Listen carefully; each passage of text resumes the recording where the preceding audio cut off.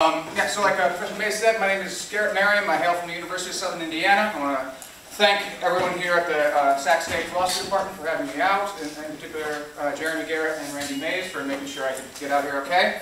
I also want to thank all of you for coming today.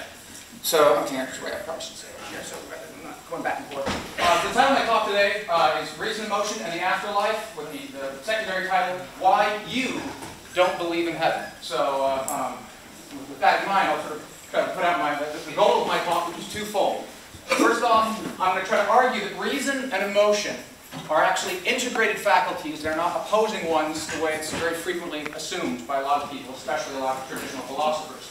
And the second goal is to try to demonstrate the rationality of emotion, as it's been called, through a thought experiment designed to prove, and instead of the text is cut off at the bottom, but it says, designed to prove, like my secondary title said, you actually don't believe in heaven. So, with that notion in mind, I want to do sort of a quick poll. Raise your hand if you believe in heaven. Yeah, that's pretty much what I was expecting, and that looks pretty close to what the national trends are. According to a 2007 Gallup poll, about 81% of Americans say they believe in heaven. It's about 4 to 5. And you know, my sort of secondary thesis today is that they, like all of you who just put your hands up, are actually mistaken about your own beliefs. You think you believe in heaven, but you actually don't. That may seem like a sort of a presumptuous thing for me to say, and I suppose it probably is a presumptuous thing for me to say, but bear with me, I have an argument, and I hope to be able to convince you by the end of the presentation. So, in order to make that argument, I have to sort of backtrack and say a little bit about the relationship between reason and emotion in the history of philosophy. Since antiquity, emotion and reason have been seen primarily as enemies, and they divide people into two sort of primary camps. On the one camp over here, you get the rationalists, people like Plato, René Descartes, and Immanuel Kant, who sort of think that the reason is superior and the emotions need to be sort of suppressed or controlled. And on the other side over here, you have these what you might call the emotivists. This includes Jean-Jacques Rousseau, David Hume, even you can't see his face there, that's Georg Hegel. And they tend to believe that emotion is superior and that that's the more reliable faculty and that's what we should place our stock in. Now, the rationalists claim that emotion is corrosive to good reasoning, in particular moral reasoning, but also non-moral reasoning as well. When the emotions get involved, people make mistakes, so we try to keep the emotions as far away from reasoning as possible. The emotivists, by contrast, claim that reason alone is just sterile and hollow. It can't do anything. It doesn't move us in any capacity. It's purely formal and won't get you anything out of life if that's all where you put your stock in. And it's still somewhat of a lively debate, but I seem to believe that the rationalists have pretty much won the day in the grand scheme of things. As a testimony to this, there's a typical logical fallacy that's referred to as the appeal to emotion. So I have a demonstration of the appeal to emotion here, a little cartoon. Now, I noticed that you haven't been flossing, so I wanted to share with you a picture of someone else who didn't floss.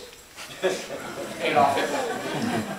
Now, this particular appeal to emotion is so common, it actually has its own subname. It's called reductio ad Hitlerium. That's how often people name it. And sure enough, in a context like this, the appeal to emotion is most definitely a logical fallacy. I'm not trying to contest that. All I'm trying to say is there are certain contexts which evoking emotions in a similar sense is not a logical fallacy and actually is perfectly appropriate reasoning.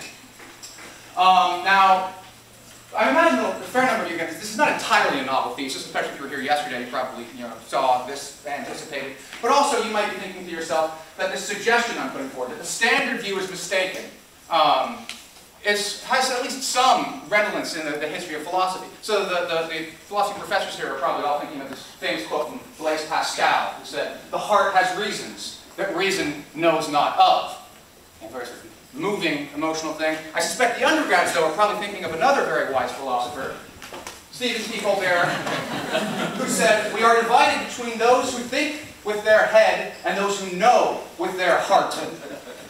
And so, I think I want to sort of preempt perhaps the Colbert objection. I'm not arguing for truthiness. If I was simply saying that the emotions are always right, the emotions are always reliable, that would indeed be a preposterous thing to say. Of course, Colbert coined the term truthiness in reference to George W. Bush's gut instinct that the war in Iraq was the right thing to do, and, well, we all know how well that turned out. So, indeed, emotions can get things wrong, they can get them horribly wrong.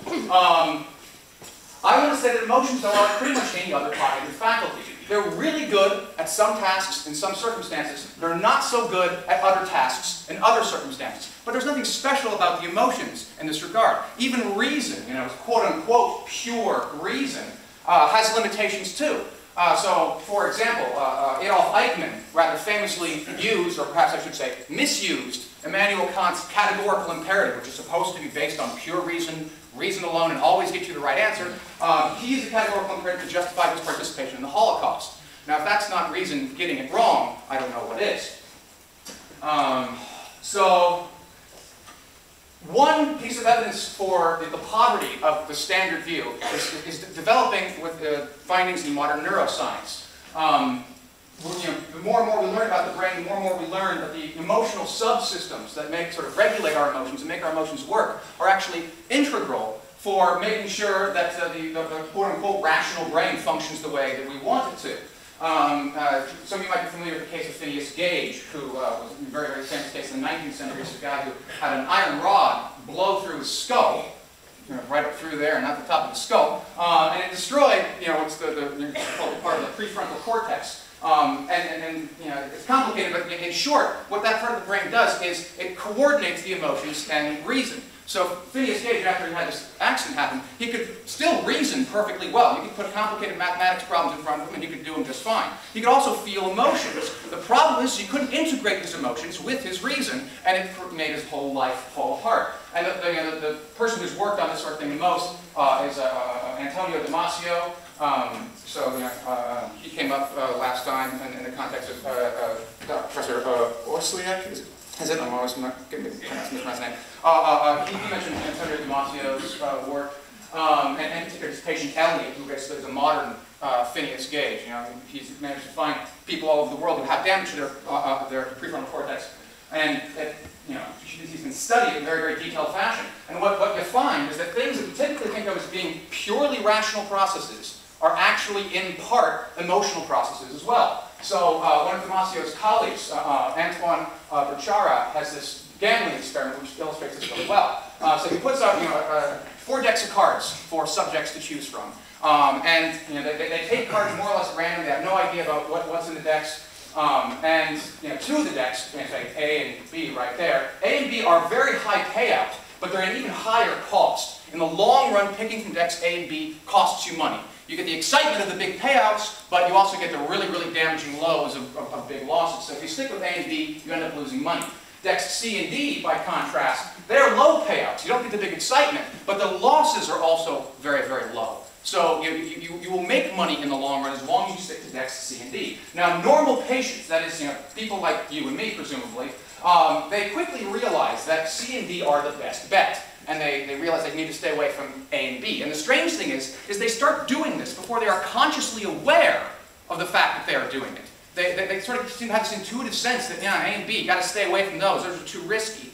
And they stick to C and D. And they can't explain it to you when it's happening, why they're shifting over like that, but they're just shifting over.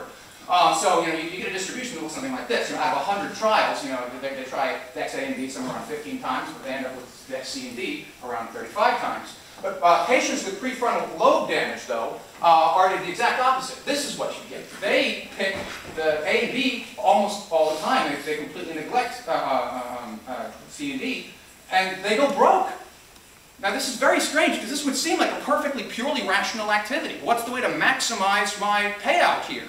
If their rational brain is working just fine.